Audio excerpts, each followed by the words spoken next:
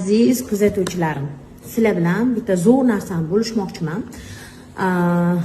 Qishda bolalarimiz, o'zimiz kattalar tomoq og'rig'i bilan og'rib qoladi, gripp bo'lib qoladi, shamollab yotib qoladi. Mana kechagina o'zim ham shamolladim. Gripp bo'ldim, tomog'im qattiq og'ridi, lekin 2 kunda o'zimni tuzatib oldim. Sizlarga eng zo'r tavsiyani bermoqchiman, kafolati bilan. Agar yosh bolalardan tortib yosh kattalargacha qishda shu mavsum shamollashlarida viruslardan omon eson o'tay desalaringiz, oilada albatta zaytun propolis mahsuloti bo'lishi kerak. Bu narsani iste'mol qilib yurganlar, ishoning, umuman o'ziga gripp, shamollashi, tomoq og'rig'i yaqinlashtirmaydi.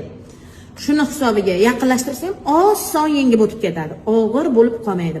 Bolalarning immunitetini ko'taradi, zehnini tezlashtiradi, juda ham zo'r xususiyatlari bor. Agar siz kun davomida charchoq, yana ham behollikni his qilayotgan bo'lsangiz,